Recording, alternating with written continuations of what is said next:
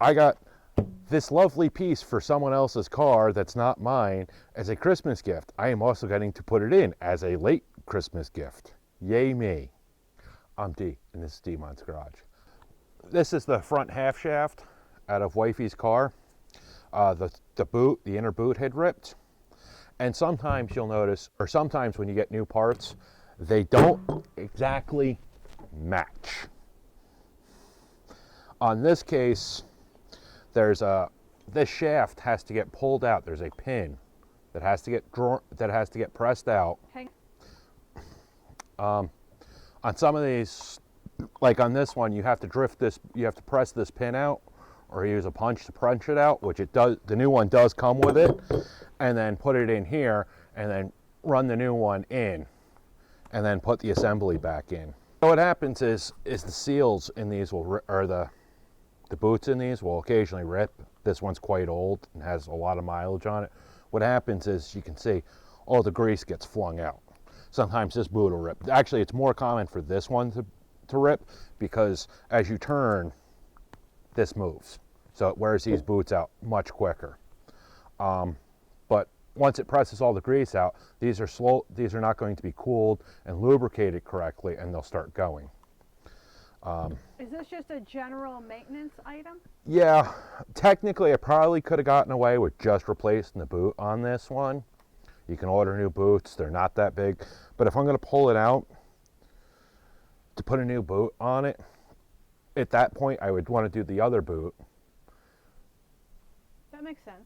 You know, but the shafts aren't that expensive. The other thing is on this one, and it's not just on Subarus, but you have these wheels. And you see this, it looks like a gear. This is what's known as a reluctor wheel. So what happens is this is how the ABS knows what the speed of that wheel is.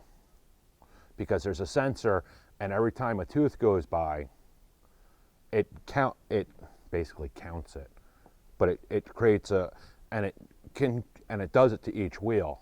So like if you step on the brakes and one tire locks up and the other ones don't, the ABS will turn around and will release the brakes on that one for a split second. And that's how it does it. It does it through a reluctor wheel. Motors also have some motors also have what's known as a reluctor wheel, and that's pretty much what it is. It's exactly like that. It looks like a big square gear. On a motor, generally there's one tooth missing, so this way it can reference it and knows when it's, because that missing tooth is at a certain spot on that, generally on the crankshaft. There's also one on the camshaft, but it tells it partially uses this to determine the speed of the engine, but also where the crank is in its rotation. Is there anything that you can do to make that last longer? The seals? Yeah. Not really. There's no greasing it, no oil No. you can put on it to make it last longer? No, like I said, the only thing you could do is when they rip, immediately get into them and pull this one wasn't bad, but since I'm going to pull it out, at that point, it's only a couple extra dollars, and it's a big pain in the butt on some of these to change the boots. So, in this case, it was just easier to get a whole nother shaft, because I don't think it was under $100. It was pretty It was cheap. well under $100. Especially for a Subaru part. Yeah, I probably would have been into it for $50 to $75 just in boots and grease, and then like I said, you have to split them. And then you have to get them all back together. Sometimes those can be a pain in the butt. You know, sometimes, and that's it. You have to figure out which way is what your time is worth, and therefore you can kind of figure out. If we hadn't caught that when we did, and we had let it go and get worse, what else could go wrong? Since it's the inner, technically it wouldn't go that bad. The outers, what'll happen is, which like I said is the one that usually rips, and they usually rip in the bellows.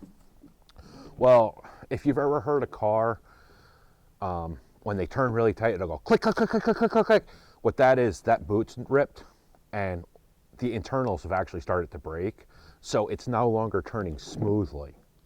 And that's what causes that, is them binding up because all the grease is flung out. Because you got to remember, at 65 miles an hour, that thing is turning at some bizarre, really high speed. Yeah. Because you figure your tire's only however big around, and to cover a mile, how many times does that have to spin? Well, it's now doing it 60 times, or times 65 an hour.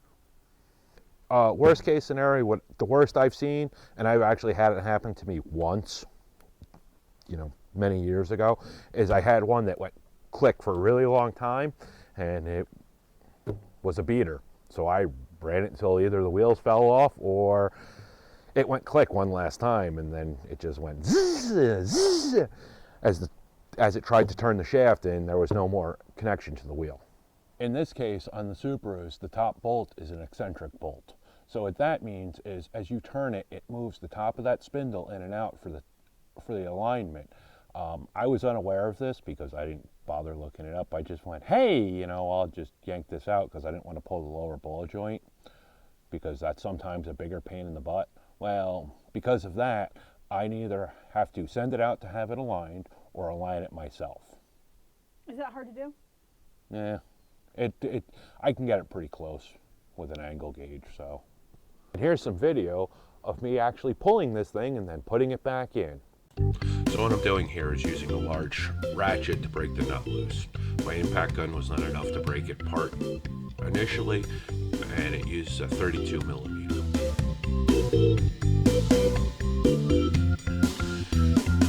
I proceeded to use a hammer to tap the drive shaft in a little bit. What I was trying to do was sneak it in through, because in some cases you can actually do that. Once I realized that I was unable to sneak the axle through this way, I tried the next thing, which was disconnecting the outer tie rod in. So I lubed it, I pulled the Carter pin, broke it loose, and then just backed it off just enough that I could smack it with a hammer a couple of times. Most of the time you need to use a pickle fork, but in this case I didn't have to.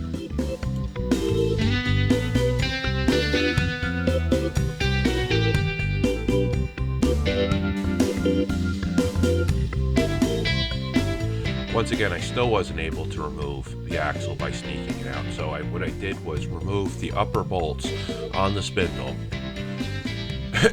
In forethought, if I would have marked the upper bolt, which is elongated, I would have had a reference point to align the two marks directly back up to fix the alignment that way. And this way it would have been very, very close to the original set point.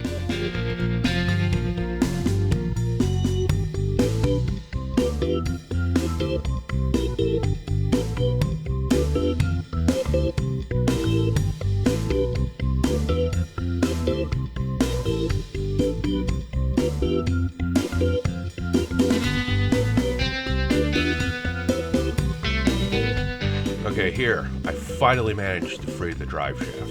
I also checked to make sure, because I wasn't sure about the elongation on that upper bolt. I was able to slide the outside axle out, which was not supposed to happen that way. Here, you can see what is left of the axle inside the transmission. I tried to use a pry bar to get it out of the transmission. The retainer ring that's on the shaft is actually in there quite well, and did not want to come. So eventually what I had to do was go get my slide hammer, hook a chain around it, with a little assistance from my son to hold it in place while I chained it up. I was able to pull it out.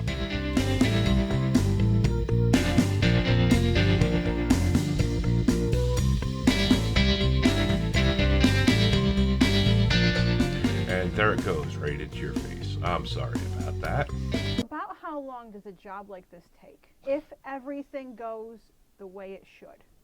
Generally, you can have, if you have all your tools and a decent, clean place to work and nothing, you can usually get them done within an hour. If you've done a couple, the first one might take you a while, assembling the tools. And sometimes stuff sticks. You run Things you break. you break stuff. Generally, you don't break stuff when you do these, but you do run into problems occasionally. So, And in a future episode, you get to watch me change the lower ball joint. Yay. Smash the subscription button and then get out and do something in your own garage.